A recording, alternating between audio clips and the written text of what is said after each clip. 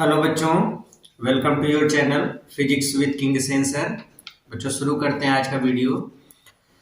हम लोग NEET JEE ऐसे कंपटीशन एग्जाम का जो टारगेट सीरीज चल रही है उसका सेकंड वीडियो आज देखेंगे। इस वीडियो में बच्चों हम लोग पहला क्वेश्चन देखते हैं। ये सारे क्वेश्चंस आपके नीट जेई बोर्ड इन सब एग्जाम्स के लिए बहुत इंपॉर्टेंट होंगे। लेते हैं पहला क्वेश्चन। तो जो पहला क्वेश्चन ये कहा है, क्वेश्चन नंबर 1 से ये कहा गया है कि यहाँ पर एक चार्ज है, इसकी वैल्यू है 1 माइक्रोकूलम प्लस 1 माइक्रोकूलम और ये वाली डिस्टेंस है 8 सेंटीमीटर। 8 सेंटीमीटर की डिस्टेंस पर यहाँ पर एक दूसरा चार्ज है, इसकी वैल्यू -0.36 माइक्रोकूलम और इसके परपेंडिकुलर नीचे 6 सेंटीमीटर डिस्टेंस पर ये एक पॉइंट है P। ये ऐसा एक फिगर हमको दिया गया है। बच्चों हमसे ये कहा गया है कि find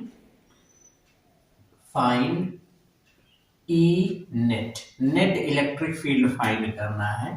find E net at point P। Point P पर नेट इलेक्ट्रिक फील्ड कितना होगा? पॉइंट P पर नेट इलेक्ट्रिक फील्ड हमको फाइंड करना है। तो पॉइंट P पर नेट इलेक्ट्रिक फील्ड कैसे फाइंड करेंगे? अच्छा बच्चा, इस क्वेश्चन में कुछ ऑप्शंस भी दिए गए हैं, हम ऑप्शंस लिख लेते हैं। पहला ऑप्शन है 9√0.8 इंटू 10⁵ वोल्ट पर मीटर। दूसरा है 90√0.8 इंटू 10⁵ वोल्ट पर मीटर। तीसरा है 9√0.8 इंटू 10⁷ वोल्ट पर मीटर।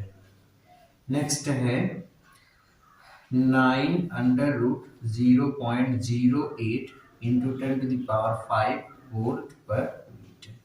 ये है। तो देखते हैं बच्चों इसमें कौन सा ऑप्शन सही होगा। आ जाओ।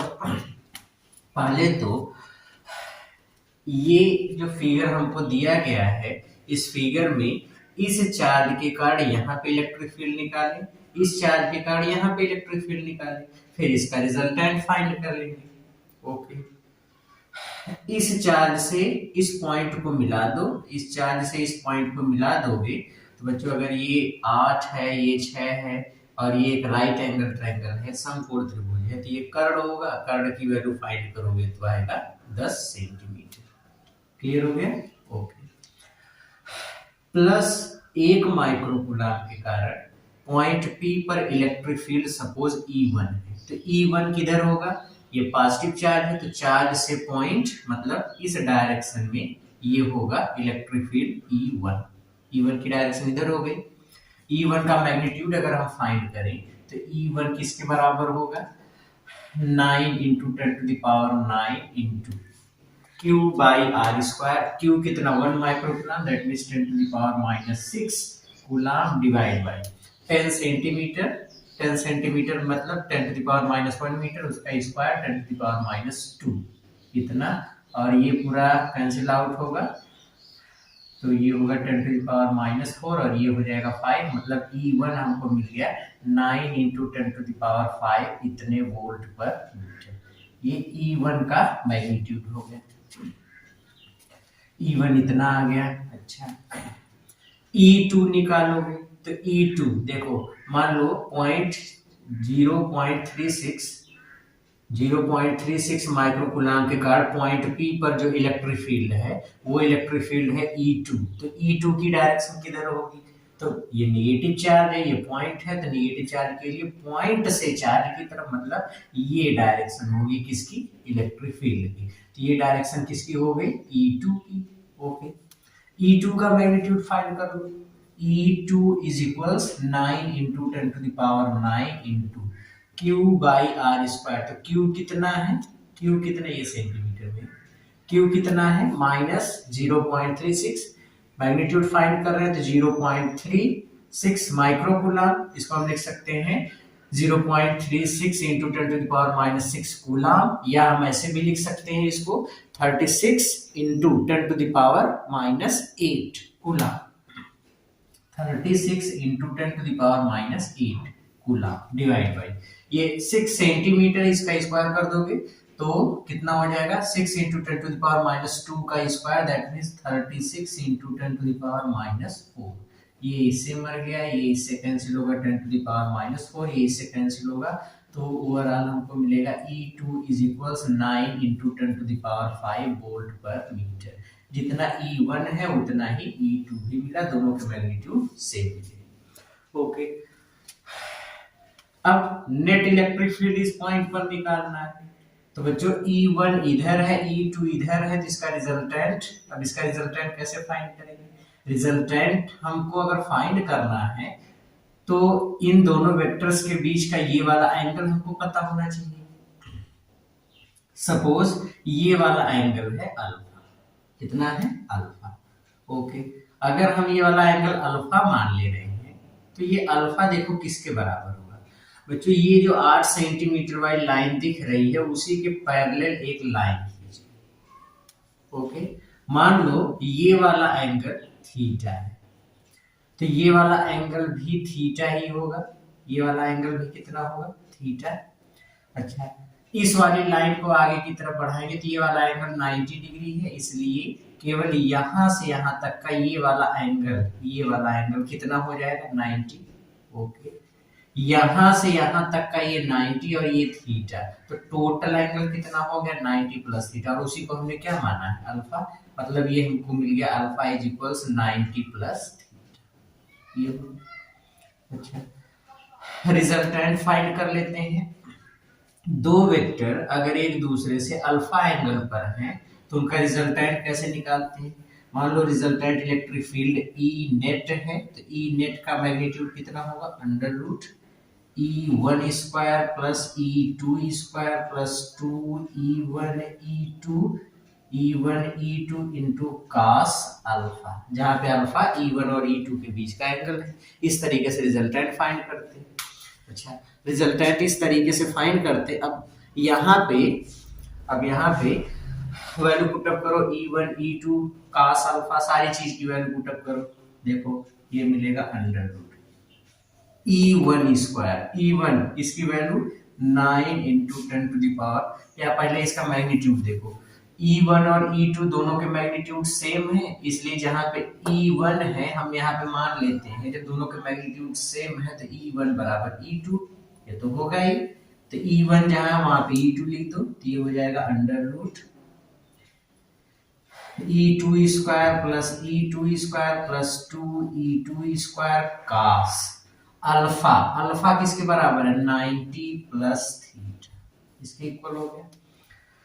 E2 स्क्वायर सब में से कॉमन होके बाहर चला आएगा तो ये हो जाएगा E2 under E2 square 2E2 square, मतलब यहाँ से कॉमन हो गया, यहाँ से E2 स्क्वायर कॉमन करोगे तो स्क्वायर रूट के नाते E2 हो गया, यहाँ बचेगा 1 प्लस 1, तो 1 1 2 माइनस, ये हो जाएगा प्लस 1 1 2 और फिर प्लस 2 इंटू E2 स्क्वायर बाहर चला गया, cos 90 plus theta is equals minus sine theta, तो ये हो जाएगा इंटू माइनस साइन थीटा, इतना हो गया, माइनस का अंदर मल्टीप्लाई करो तो ये हो जाएगा E2 under root 2 minus 2 sine theta. अब बच्चों साइन थीटा कितना होगा तो यहां से हम फाइंड कर लेते हैं। देखो ये एक राइट एंगल ट्रायंगल है, अगर ये एक राइट एंगल ट्रायंगल है तो राइट एंगल ट्रायंगल में साइन थीटा बराबर होता है लंब बटे कर्ण, कितना होता है तो ये हो जाएगा साइन थीटा बराबर कोण के सामने वाली भुजा 6 सेंटीमीटर, ये लंब हो गया, कर्ण कितना है 10, या हम इसको लिख सकते हैं 3/5। तो ओवरऑल ये हमको मिला E2 is equals E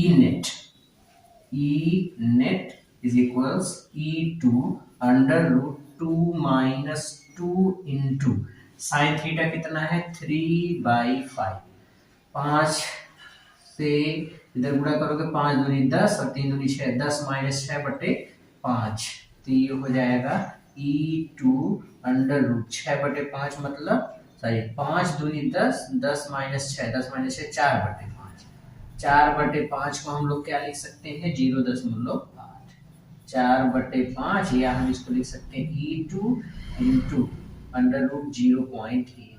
E2 की वैल्यू पुटअप कर लो, E2 कितना है 9 इंटू 10⁵, इसको लिखो 9 इंटू 0.8 अंडर रूट में इंटू 10⁵, इतने वोल्ट पर मीटर।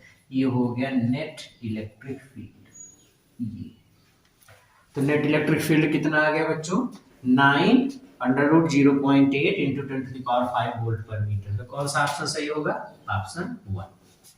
क्लियर हुआ, ओके। अच्छा क्वेश्चन है, क्योंकि यहाँ पे हमको एंगल दिया नहीं था, तो एंगल को हम लोग फाइंड करके इस तरीके से क्वेश्चन को सॉल्व करेंगे। ओके ठीक है, मिटा दें इसको, जल्दी से नोट करिए। ओके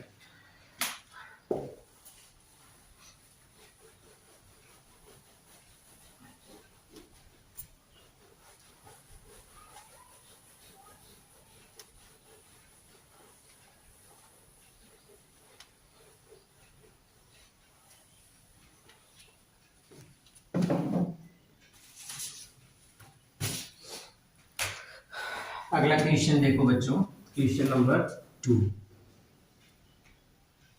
क्वेश्चन नंबर 2 में हमसे ये कहा गया है कि दो सरकंडे, सरकंडा एक मटेरियल है, दो सरकंडे की आवेशित गोलियां हैं जिसको 120 सेंटीमीटर लंबे धागे से लटकाया गया है और दोनों एक समान रूप से आवेशित है। जब आवेशित है समान रूप से तो मतलब दोनों पर चार्ज सेम है, तो ऐसी कंडीशन में होगा क्या, दोनों एक दूसरे को रिपेल करेंगी और रिपल्सन के कारण एक दूसरे से दूर दूर हो जाएंगी। इसकी जो लेंथ दिया गया है, इसकी लेंथ दिया गया, ये दोनों सेम लेंथ की है और ये लेंथ है 120 सेंटीमीटर। एक गोली यहाँ है, एक गोली यहाँ है। रिपल्सन के कारण जब एक दूसरे से दूर होती है तो उस समय इनके बीच की दूरी है 5 सेंटीमीटर। ओके, इन दोनों के मास, दोनों गोलियों के मास सेम है और ये दिया गया है 10 ग्राम। 10 ग्राम का मतलब 10⁻⁻² किलोग्राम। ये हो गया, ओके। अब हमसे ये पूछा गया है कि दोनों गोलियों पर कितना आवेश होगा। फाइंड क्यू की वैल्यू हमको फाइंड करनी है। इसमें बच्चा आपको ऑप्शन दिया गया है, ऑप्शन लिख लेते हैं। पहला ऑप्शन है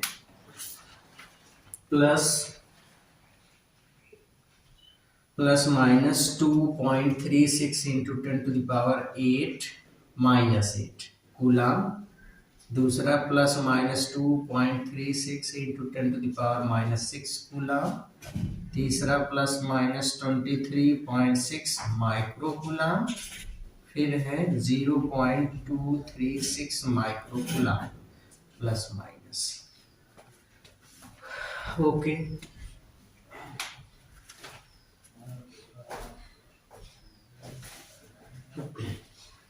क्वेश्चन को ट्राई करते हैं।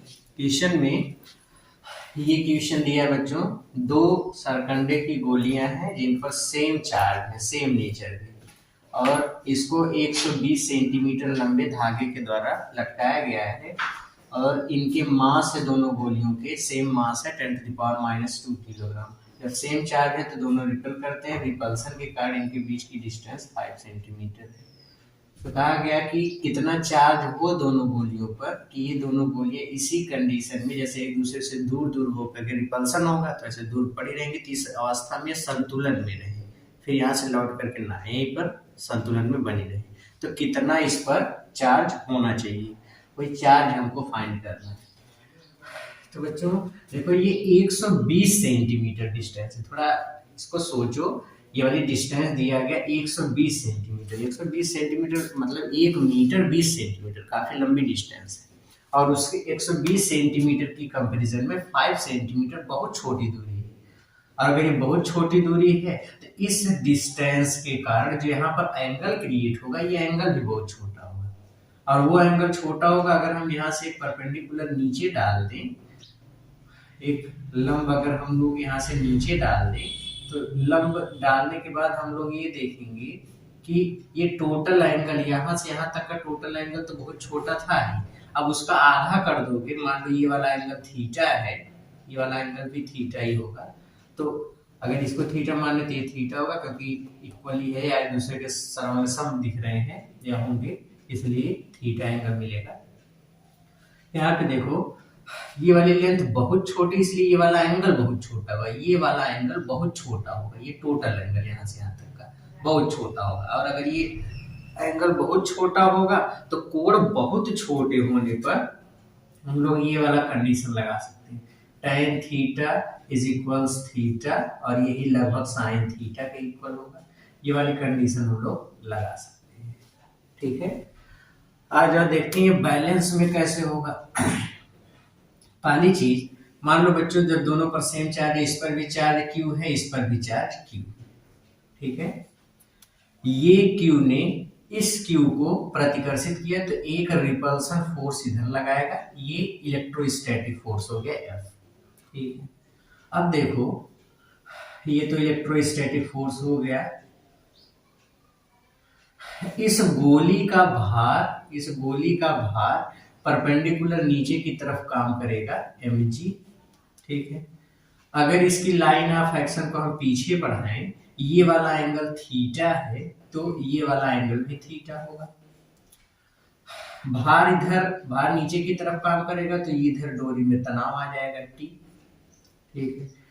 T इधर काम कर रहा है तो T के दो कंपोनेंट बनेंगे, एक इधर बनेगा T cos थीटा जिधर से एंगल नाप रहे, और एक इसके परपेंडिकुलर कंपोनेंट होगा, ये होगा T sin थीटा।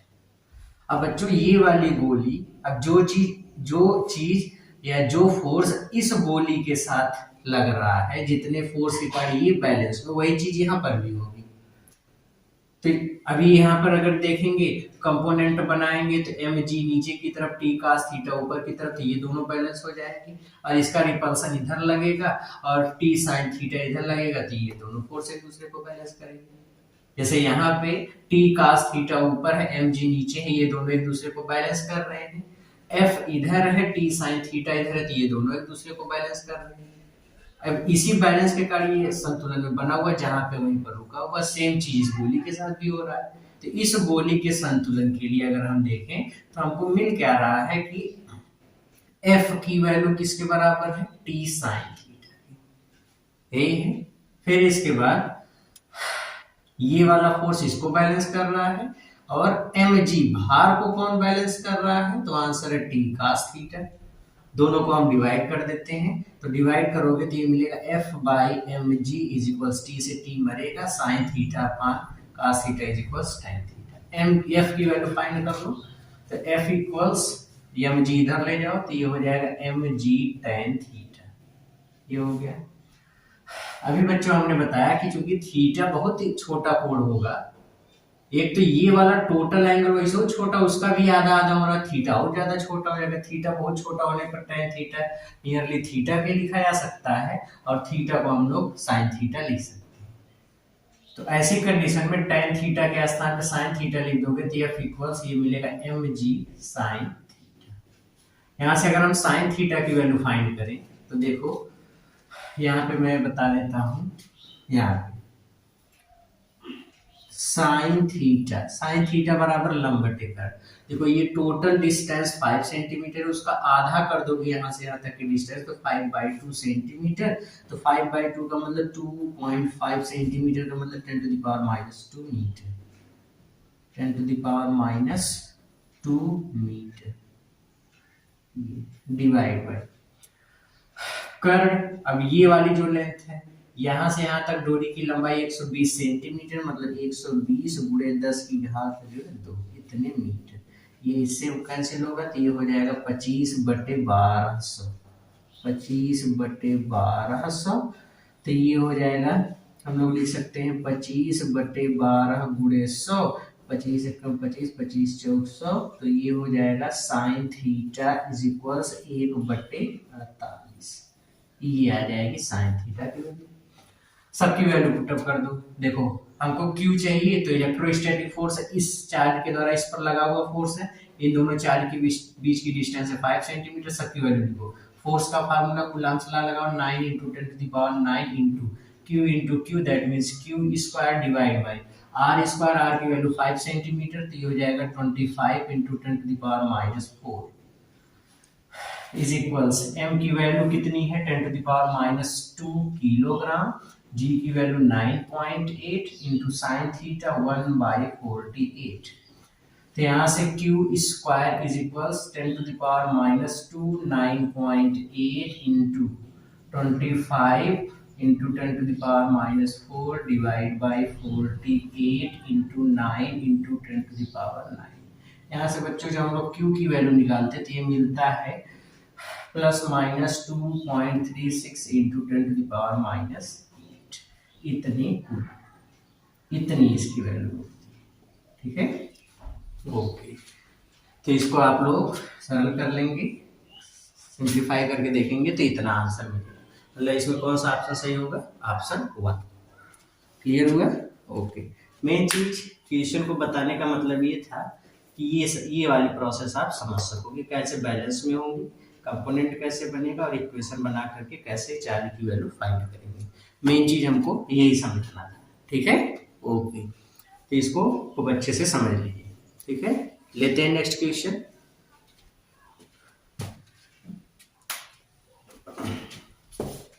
मिटा दें।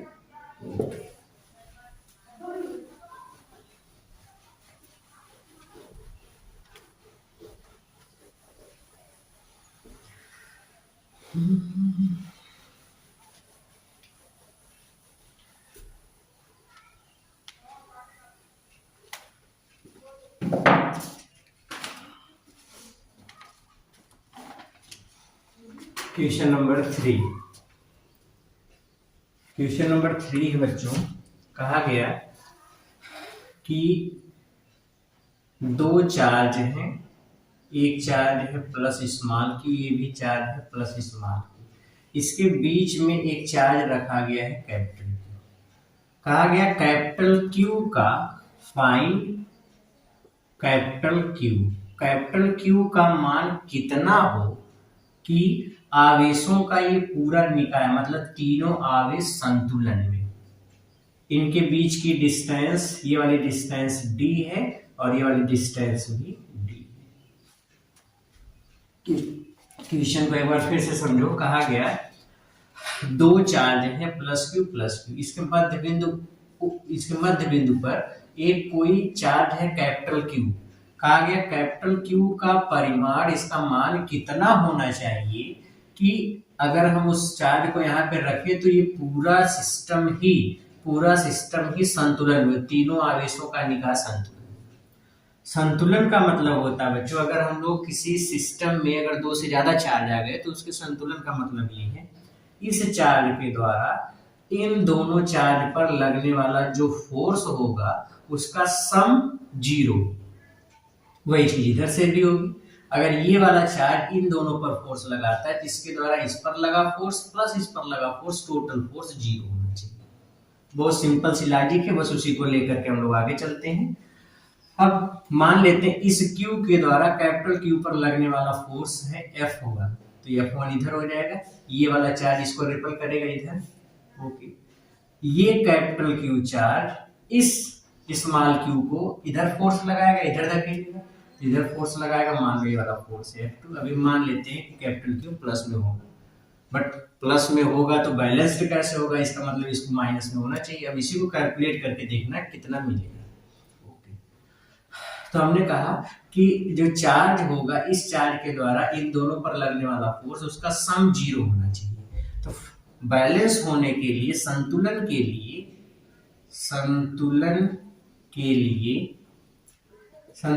लिए F1 प्लस F2 इसका सम कितना होना चाहिए, 0।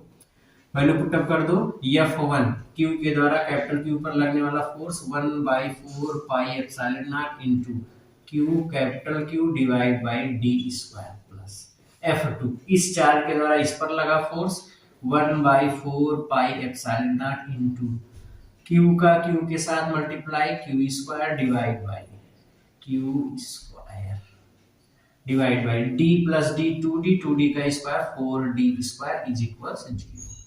दोनों में से कॉमन क्या मिल रहा है, q by 4 pi epsilon naught into 1 by D square.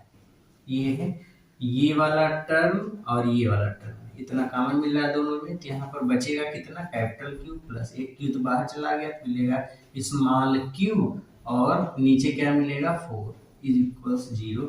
ये वाली संख्या इधर जाएगी 0, that means Q plus Q by 4 equals 0।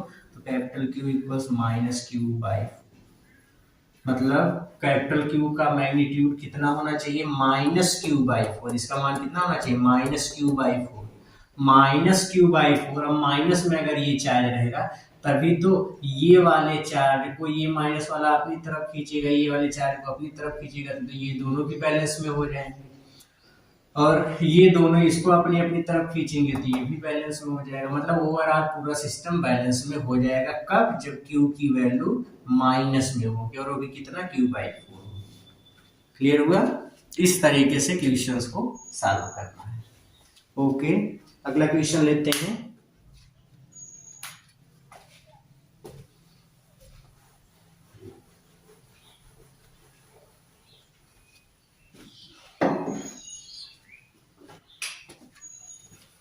Question number 4।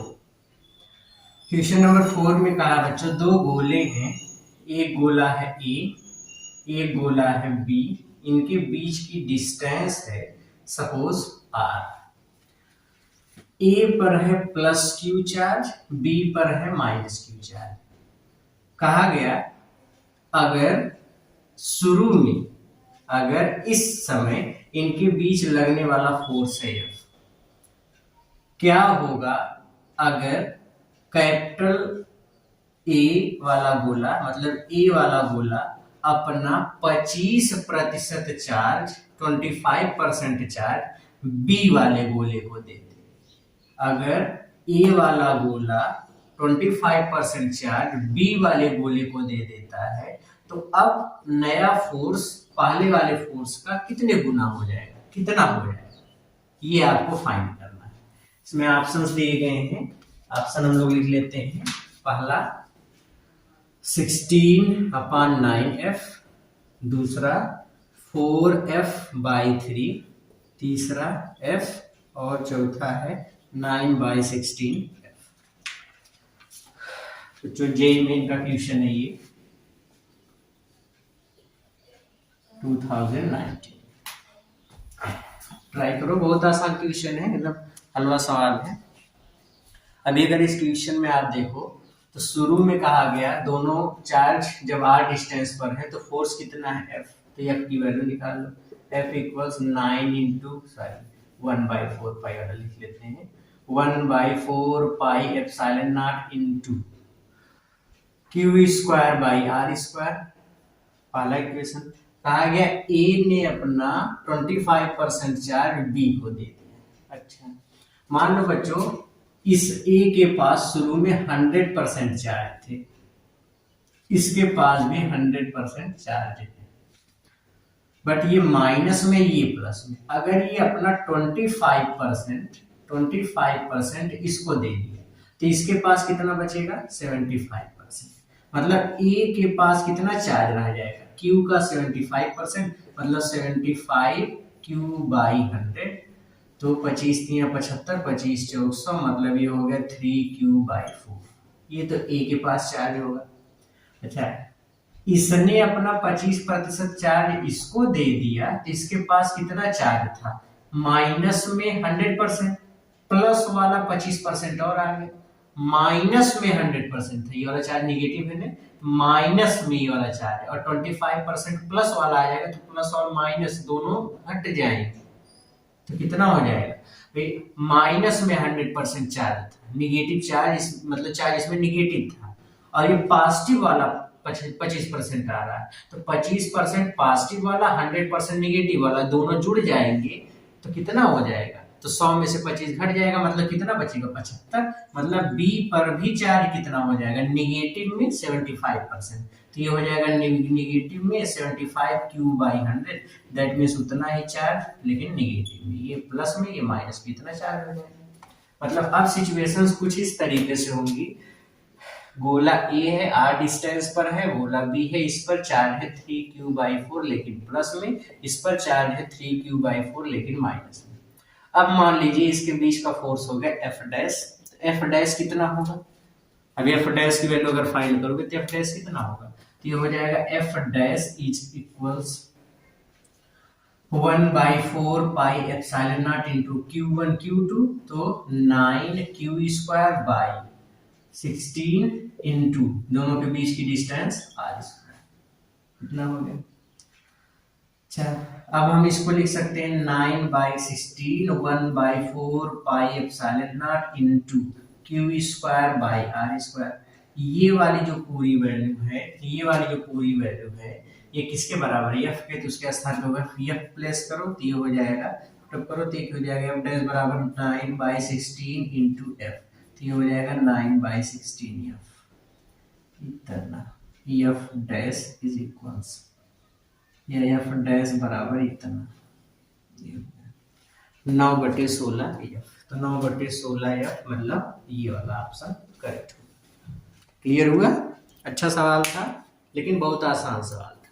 ठीक है, क्वेश्चन को जब भी सॉल्व करेंगे तो इसी तरीके से क्वेश्चन को सॉल्व करना है।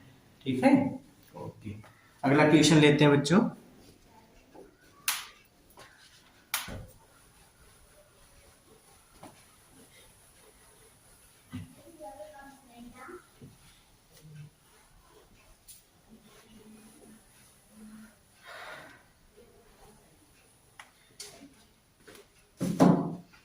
ये वाला सवाल बच्चों SHM से है, जिसकी थ्योरी हम लोग क्लास 11th में डिस्कस कर चुके हैं।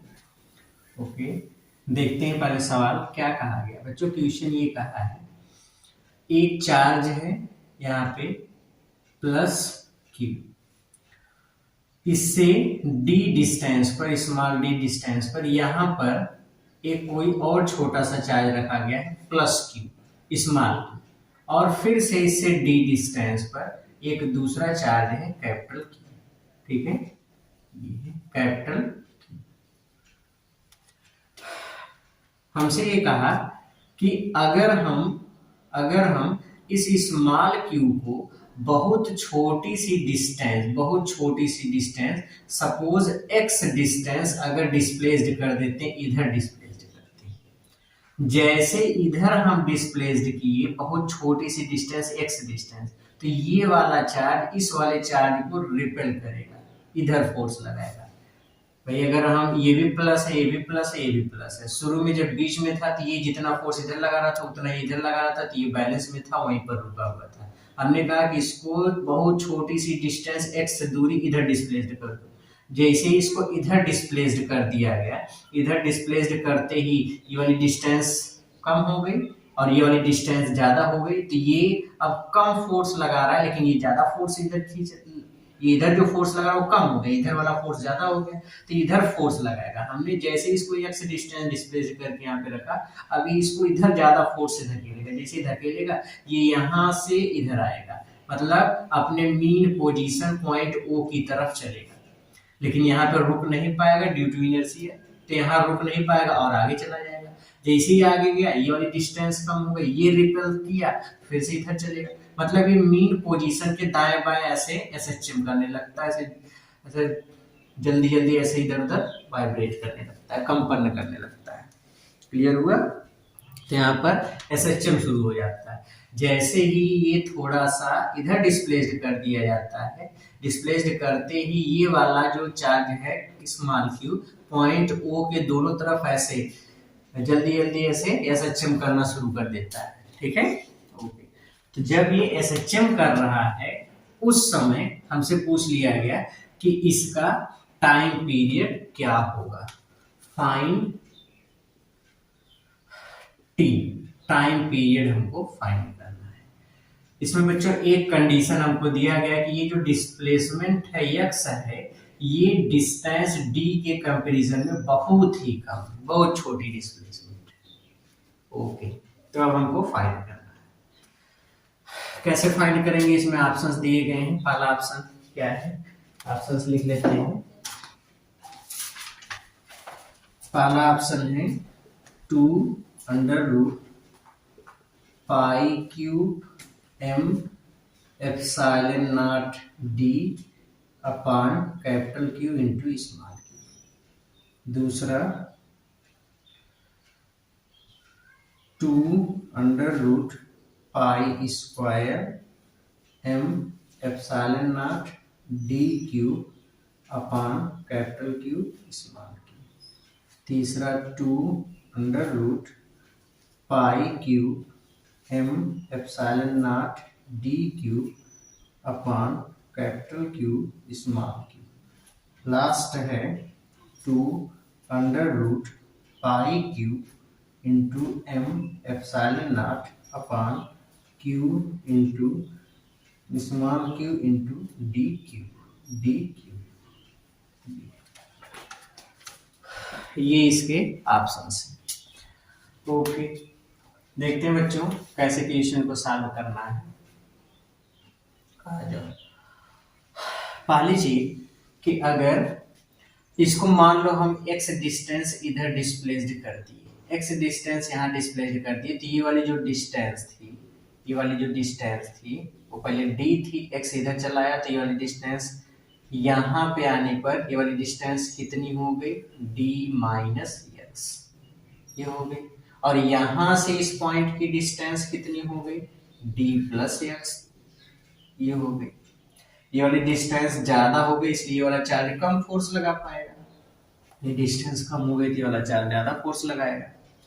मान लो इस वाले चार्ज ने, इधर वाले बाईं तरफ वाले चार्ज ने इस स्मॉल के ऊपर जो इधर फोर्स लगाया वो F1 है, तो F1 इधर होगा। इस दाईं तरफ वाले चार्ज ने इस पर जो फोर्स लगाया वो है F2, तो F2 इधर होगा, ये हो गया। F2 ज्यादा है, F1 कम है, क्योंकि ये डिस्टेंस कम है और डिस्टेंस ज्यादा है, तो F2 is greater than F1। इसलिए नेट फोर्स जब निकालेंगे तो नेट फोर्स कितना हो जाएगा, F2 माइनस F1। ये दोनों की जब डायरेक्शन अपोजिट है और एक बल बड़ा है एक छोटा है, तो रिजल्टेंट कैसे निकालते हैं, बड़े वाले में से छोटे वाले को घटा देते हैं, तो ये नेट फोर्स हो जाएगा।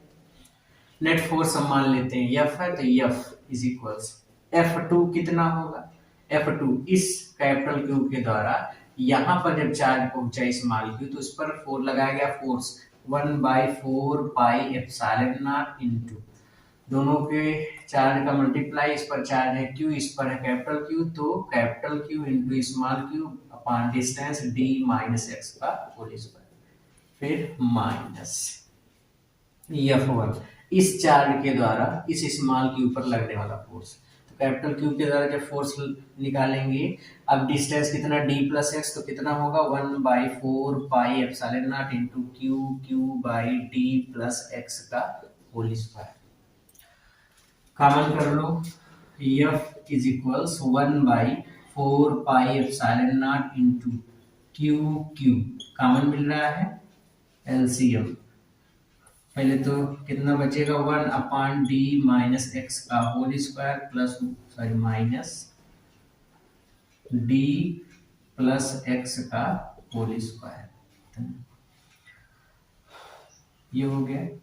ओके, एलसीएम लेके सरल कर लीजिए, तो ये हो जाएगा q by 4 pi epsilon not, दोनों का LCM d square minus x square का होल स्क्वायर, इसका यहाँ पर गुणा कर दोगे तो विस्तार करोगे d square plus x square plus 2dx, इसका यहाँ पर गुणा करोगे तो minus d square minus x square plus 2dx, कितना हो गया d स्क्वायर से d स्क्वायर एक्स स्क्वायर से एक्स स्क्वायर कैंसिल हो गया, ये हो गया 4dx, मतलब ये हमको मिलेगा q by 4 pi epsilon naught into 4dx by d square minus x square का होल स्क्वायर, यहाँ 4 से 4 कैंसिल हो गया। ओके, ये हो गया बच्चों, F इज इक्वल्स कितना मिलेगा, F is equals Q by pi epsilon naught into D x by. अच्छा, अब यहाँ पे देखो, चूंकि हमसे कहा गया x is very very small then d, x की वैल्यू d के कंपैरिजन में बहुत छोटी है। अगर x बहुत छोटी संख्या है तो इसका वर्ग और भी छोटा होगा, x स्क्वायर बहुत छोटा होगा, तो इसको हम लोग निग्लेक्ट कर देते हैं। इसको अगर छोड़ दोगे तो मिलेगा d स्क्वायर की पावर 2 मतलब d की पावर 4, तो ये d की पावर 4 हो गया, ये इससे कैंसिल होगा तो d क्यूब हो गया। अच्छा, तो यहाँ से हमको मिला f is equals Q by pi epsilon naught into x by D cube. अच्छा, मान लो कि SHM में त्वरण अल्फा है, यदि त्वरण अल्फा हो, अल्फा हो तो अगर SHM में एक्सेलरेशन अल्फा है तो हम लोग यहाँ से लिख सकते हैं f is equals m alpha. इतना लिखा जा सकता है, f बराबर m अल्फा। f के स्थान पे m अल्फा लिखोगे तो m alpha is equals capital Q small q by pi epsilon naught into x by D cube. अगर बच्चों हम लोग SHM पढ़े हैं तो हम लोग को SHM में टाइम पीरियड का जो जनरल फार्मूला होता है ये होता है t equals 2 pi under root displacement upon acceleration, ये होता है। यहाँ पे x डिस्प्लेसमेंट है, अल्फा एक्सीलरेशन है, तो डिस्प्लेसमेंट अपॉन एक्सीलरेशन फाइंड करते हैं। इसको नोट कर लिए हैं, ओके, इसको मिटा देते इतना।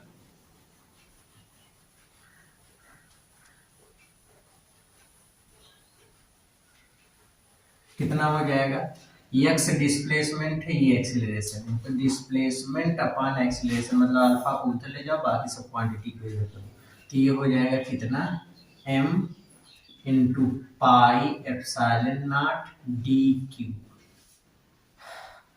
Upon capital Q small q is equals x by alpha, यहाँ पे अल्फा को इधर कर दिया, टी वाली क्वांटिटी इसके साथ गुणा हुआ, ये गुणा वाला इधर बाहर चला गया, तो इतना हो गया। तो डिस्प्लेसमेंट अपॉन एक्सीलरेशन, डिस्प्लेसमेंट इसी को हम लोग लिख सकते हैं डिस्प्लेसमेंट अपॉन एक्सीलरेशन। ये इसकी वैल्यू कितना मिला, पाई, पहले पाई लिख लो, पाई फिर एप्सिलॉन नॉट फिर m d cube upon capital Q small. तो इसलिए टाइम पीरियड कितना होगा, t इज इक्वल्स 2 पाई। अब t की वैल्यू इतना होता है, इसमें फार्मूले पे वैल्यू पुट अप कर दो, तो डिस्प्लेसमेंट अपॉन एक्सीलरेशन कितना मिला है, pi epsilon naught m d cube upon q into q. Pi को भी अंदर कर दो, पाई को अंदर कर दोगे तो 2 पाई अंदर जाएगा, पाई स्क्वायर होगा, पाई के साथ गुणा हो जाएगा तो pi q epsilon naught m d cube upon capital Q small. ये इसका टाइम पीरियड, तो कौन सा ऑप्शन सही होगा, ऑप्शन 3 सी वाला, ये वाला ऑप्शन सही होगा। क्लियर हुआ, ओके।